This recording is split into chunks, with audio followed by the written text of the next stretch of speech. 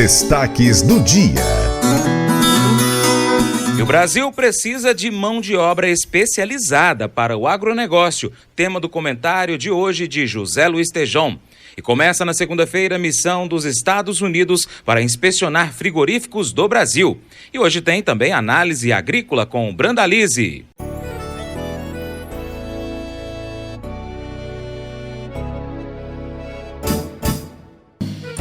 Acordo de manhã para prosear no mundo do campo, as notícias escutar. Vem com a gente em toda a região com o seu programa Paracatu Rural. Tem notícias, informação e o mais importante, sua participação. Programa Paracatu Rural. Programa Paracatu Rural.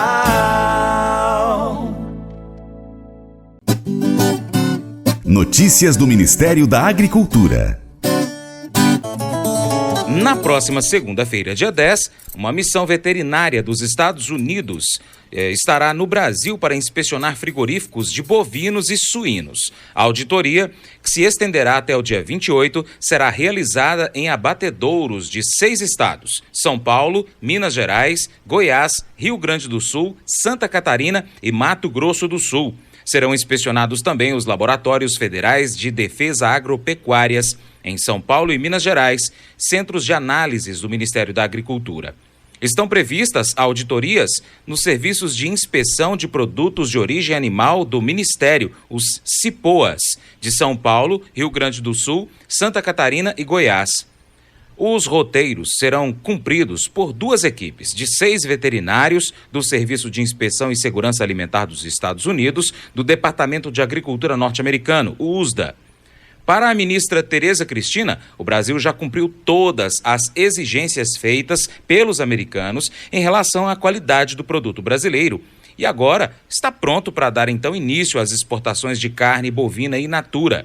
Em março, após negociações com os Estados Unidos, a ministra disse que as questões burocráticas estavam resolvidas com as autoridades sanitárias norte-americanas.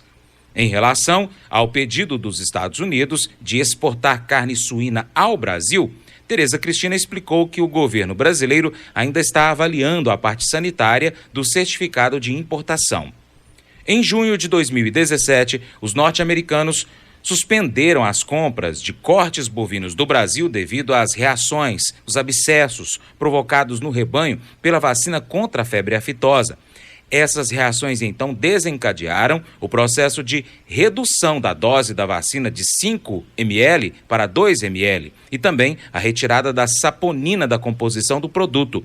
O Brasil obteve autorização em 2015 para exportar carne bovina in natura para os Estados Unidos, processo que se arrastou por 15 anos, limitando-se à venda apenas de carne termoprocessada, carne cozida, para aquele país. Análise de mercado agropecuário com Vlamir Brandalize. De acordo com o nosso colaborador Vlamir Brandalize, as safras dos produtores norte-americanos estão totalmente prejudicadas. Não realizaram um plantio de milho e agora estão pensando como farão o plantio de soja para cobrir os prejuízos causados pelo clima desfavorável. Olá, amigo produtor, aqui é o Brandalize no Minuto do Produtor e começamos o comentário de hoje com o panorama de como está a situação do clima nos Estados Unidos. As chuvas diminuíram de volume nos últimos dias e o plantio da safra, principalmente agora da soja, que o milho praticamente estourou o período já de plantio na maior parte dos estados semana passada, na sexta-feira, está andando forte. O produtor está plantando no barro nessa semana. Vai aparecer um número forte aí no plantio, aí, provavelmente no relatório da próxima segunda-feira, aí na próxima 60% é possível, porque a qualquer brecha que dá do tempo aí que o sol aparece lá, o pessoal está correndo com as máquinas nos campos e plantando. Continua ainda com chuvas em grande parte das regiões, principalmente mais ao sul ali de Chicago, nos estados mais ao sul, onde está Indiana, ali ainda está com muita chuva, muita umidade.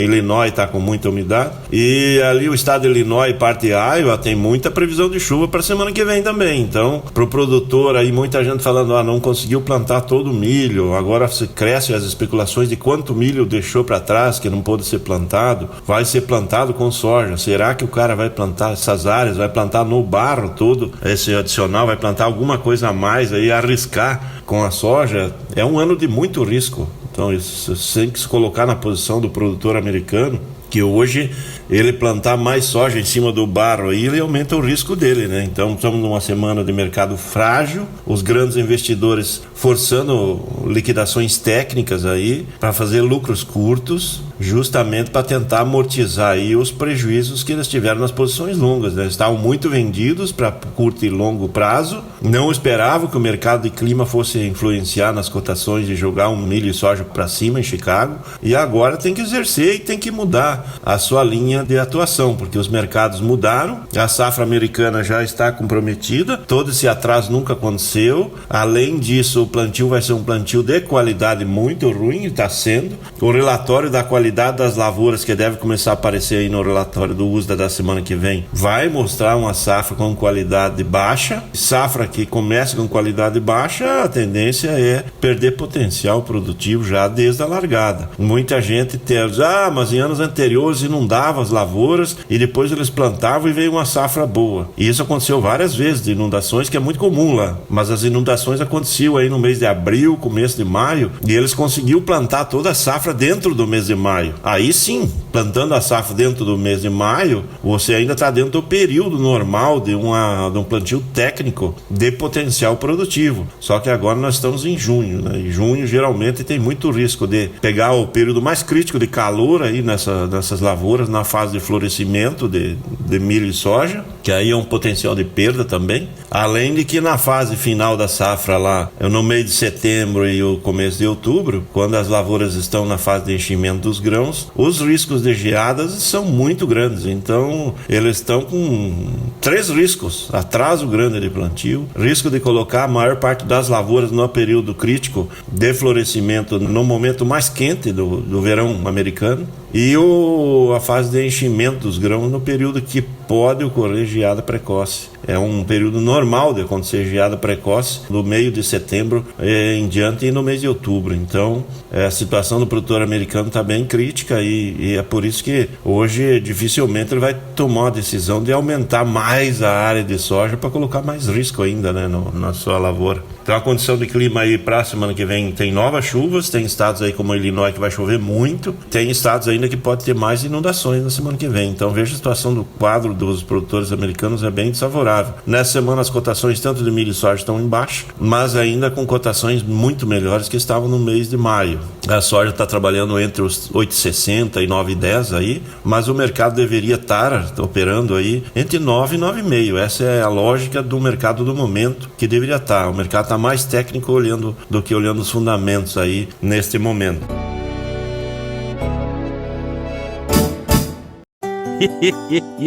Mas eu vou dizer uma coisa pra você, viu? Se quiser colocar propaganda sua aqui nesse programa, eu vou dizer um negócio, você vai ter um resultado bom demais, senhor. Isso mesmo, é facinho, senhor. Você pode entrar em contato com os meninos ligando o telefone deles, é o 38, é o 991810123, bem fácil. É muito bom porque aí a sua empresa vai sair dentro de um programa que é ligado aí ao homem pra mulher do campo. É bom ou não é, só?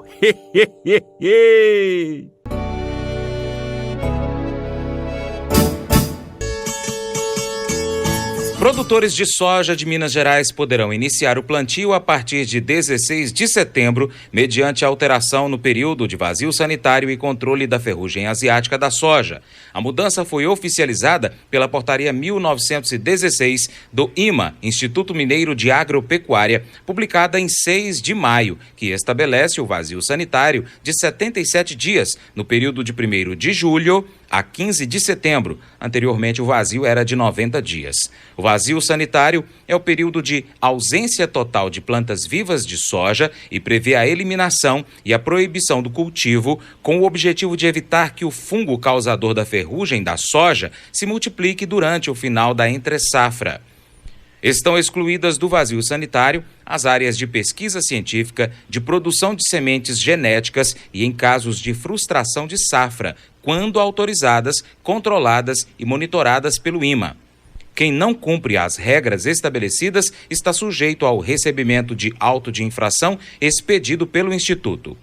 Sobre o mercado de soja no Brasil, Brandalize diz que por conta do dólar turbulento nesses últimos dias, a oferta é pouca, apesar de os compradores estarem animados. No Brasil, a soja tem mostrado poucos negócios, aí os fechamentos se deram na faixa de 81,5 a 83, aí as posições mais curtas um pouquinho, os valores menores, e as posições de agosto é 83, que teve algum movimentozinho no Porto do Rio Grande, mas tem poucos vendedores e os compradores estão aí, todo mundo querendo comprar, mas tem pouca oferta de soja no mercado brasileiro. Para o produtor aí para a soja, a gente tem colocado que ainda está muito atrasada a comercialização dos insumos. E como esse ano tivemos aí uma turbulência grande de câmbio, muitas empresas de insumos acabaram importando um volume igual ou até menor do que foi importado no ano passado de matéria-prima. E com isso, como nós vamos ter um crescimento de área plantada, aí no mínimo uns 500 mil hectares a 700 mil hectares a mais de soja, talvez alguns insumos venham a faltar aí na hora da safra aí a partir de setembro. Então o que a gente tem recomendado é que o produtor faça a sua relação de troca, veja se está vantagem fazer as posições de insumos, porque está na hora, não deixe para a última hora para não correr o risco de não ter o produto ou ter que pagar mais caro pelo produto na boca do plantio. Então talvez agora seja algum momento aí que o produtor possa fazer uma relação de troca boa, fazer uma compra boa de insumo para não correr risco, porque senão depois ele acaba aumentando o custo de produção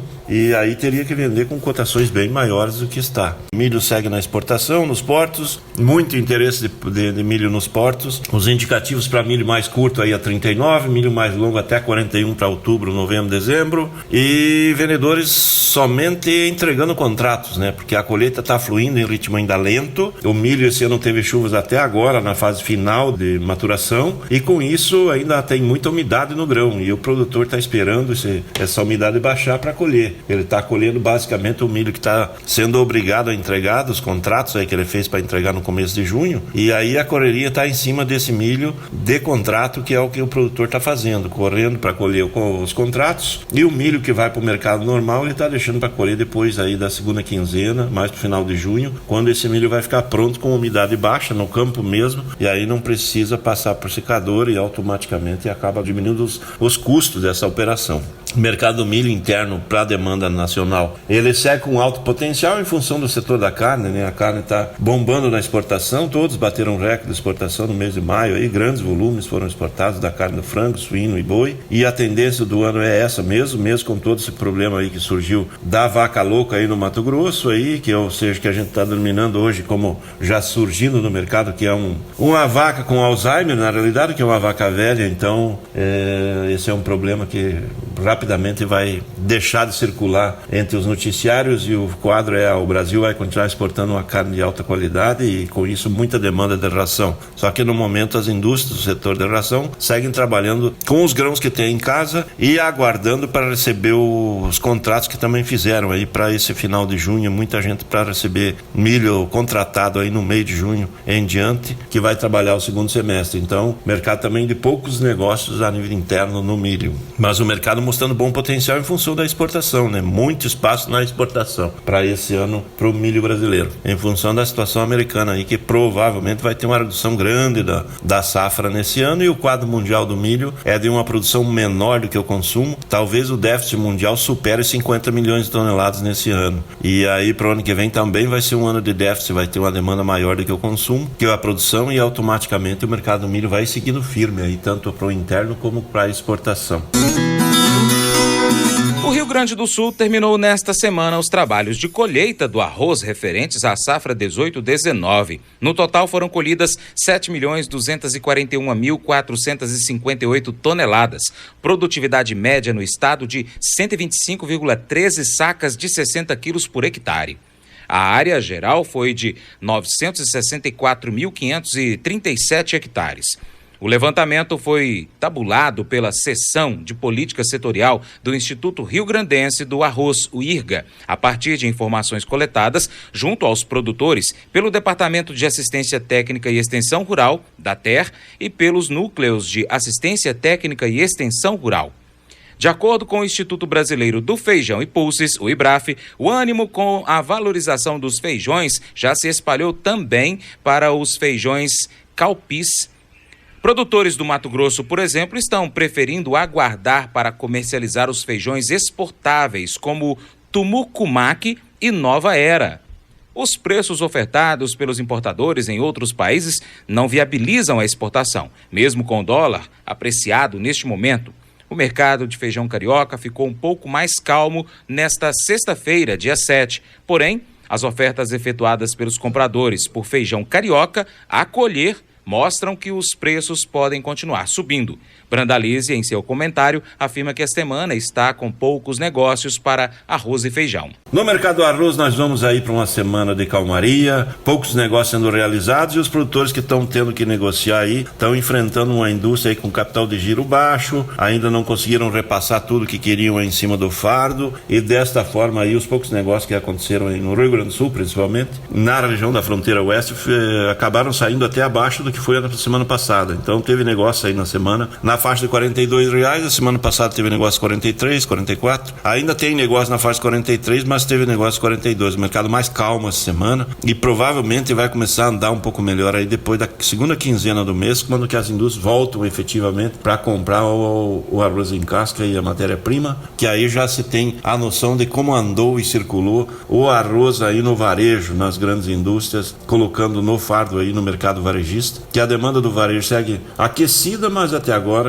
a indústria ainda não conseguiu repassar esses valores novos, totais aí, que teve um aumento de custo. Então está na hora, a indústria está forçando e aos poucos o varejo vai aceitando essas novas tabelas e vai trabalhando com arroz um pouco mais ajustado. Então esse é o quadro do arroz que segue numa semana de calmaria. Mercado feijão ainda está na fase de colheita da segunda safra e com isso há um período aí que ainda está de estabilidade nas cotações. O feijão variando de 120 a 150 reais, depende do tipo, na linha do carioca, e calmo também em função de que está colhendo. Algum produto inferior aí saindo principalmente do Paraná, Santa Catarina, que teve chuvas aí na fase final do feijão, teve algum feijão chuvado que pega um precinho mais baixo, mas passando aí provavelmente a segunda quinzena do mês aí vai começar a diminuir as ofertas e é quando a gente espera que o empacotador comece a aparecer e buscar mais produto aí depois do dia 15 de junho em diante para recompor o estoque aí dos empacotadores. E aqui foi mais um Minuto do Produtor, do seu amigo Brandalize. Um grande abraço a todos e até o próximo. Agronegócio. O que eu tenho a ver com isso? Com José Luiz Tejon. José Luiz Tejon conta como você, jovem, pode se preparar para ser futuro profissional bem-sucedido na agropecuária moderna. Foi lançado no dia 6 de junho o programa Aprendiz do Agronegócio do CIEE, Centro de Integração Empresa-Escola para jovens a partir de 18 anos, com curso de capacitação e trabalho ao mesmo tempo. Desde trabalhos nos frigoríficos, passando por fazendas, cooperativas, revendas, cerealistas, mecanização de agricultura de precisão, agricultura digital, operação de máquinas, usinas de cana-de-açúcar, o programa CIEE Aprendiz do Agronegócio se propõe a preparar e conduzir jovens para todas as oportunidades existentes no agro. Pessoal, notícia boa. Precisamos no Brasil de mão de obra especializada. Pessoas, jovens, carreiras, emprego. E o agronegócio, o novo agronegócio, ele demanda uma formação de pessoas diferente daquela que foi o passado. E, pelas pesquisas que temos acesso, 80% dos produtores rurais reclamam que não encontram essa mão de obra especializada. Então, qual é a notícia boa? O CIEE, o Centro de Integração Empresa-Escola, está lançando um programa chamado Aprendiz do Agro. Para jovens a partir de 18 anos, se inscrevem, o site é o portal.ciee.org.br e ali eles abrem uma janela de perspectivas para estágios no agronegócio. Dentro da porteira, antes da porteira, revendas cooperativas, fazendeiros, granjas, agroindústrias, supermercado, todo mundo que tem vínculo com o sistema do agro para esse mundo novo de tecnologia, de mecanização e de gestão. Precisamos que empresários abram as suas portas também para que hajam vagas desses estágios. O CIEE dará um curso de capacitação e a ideia é estudar e trabalhar. Portanto, nós podemos sim transformar o Brasil através da sociedade civil organizada, porque o CIEE é uma organização da sociedade, podemos transformar o Brasil criando carreiras, criando empregos e formando pessoas. E com isso, com a educação e o trabalho, sem dúvida alguma, o agronegócio cumpre mais um objetivo fantástico da sua missão. Porque, afinal, agronegócio, acima de tudo, é educação. Boa essa do CIEE, Centro de Integração Empresa e Escola, o programa Aprendiz do Agro. Procure lá no site e participe. E para continuar recebendo as informações do agronegócio, inscreva-se em nosso canal. Também clique no sininho e compartilhe este vídeo com seus amigos para nos ajudar a trazer muito mais informações para você. Muito obrigado. Programa Paracatu Rural. Programa Paracatu Rural.